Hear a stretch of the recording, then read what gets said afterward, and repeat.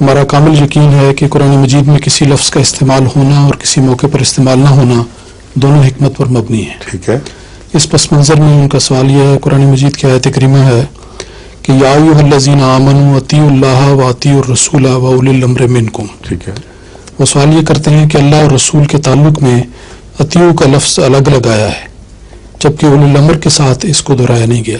اس کی اس لیے کہ اس کا مرتبہ کم ہے اور اللہ اور رسول کی ہر بات لازماً ماننی ہے اور اولی الامر کی ہر بات لازماً نہیں ماننی۔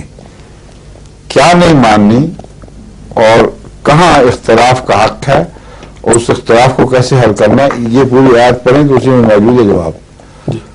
اطیعوا اللہ واطیعوا الرسول واولی الامر منکم فإن تنازعتم فی شیء فردوہ الی اللہ ورسولہ۔ اولی الامر کا ذکر ہی کوئی نہیں ہے۔ بس آپس کے اختلافات ہوں یا اولی الامر سے اختلافات ہوں، دونوں اختلاف کی اس میں گنجائش موجود ہے۔ تو پھر فیصلہ چھوڑو محمد رسول اللہ علیہ وسلم اور اللہ، یعنی اللہ اور محمد رسول اللہ پر۔ یہ نہیں فرمایا کہ فردوہ الی اللہ ورسولہ واولی الامر منکم۔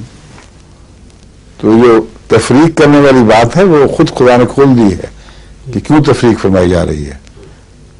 اللہ اور رسول ایک بریکٹ ہے اور امر دوسری بریکٹ ہے، اور اسی لیے یہ ترجمہ جو حضرت مسیح علیہ السلام نے فرمایا کہ یہاں اولی الامر میں صرف دینی اولی الامر مراد نہیں بلکہ تمہارا اولی الامر مراد ہے، جس میں غیر اللہ غیر دینی بھی ہو سکتا ہے۔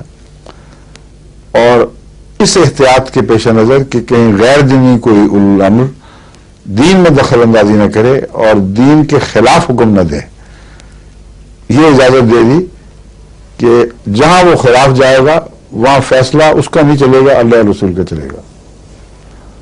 اب ہم وہاں نماز نہیں چھوڑتے، ہم ہزار تکلیفیں دیں، قانون جو مرضی کہے، جو فرض ہے وہ نہیں چھوڑتے۔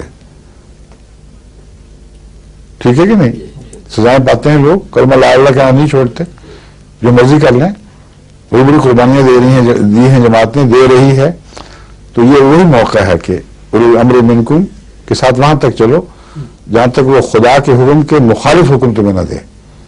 جب دے گا تو اللہ اور رسول کی بات ماننی، اس کی بات نہیں ماننی۔ ابھی حساب چل رہا ہے ان کا۔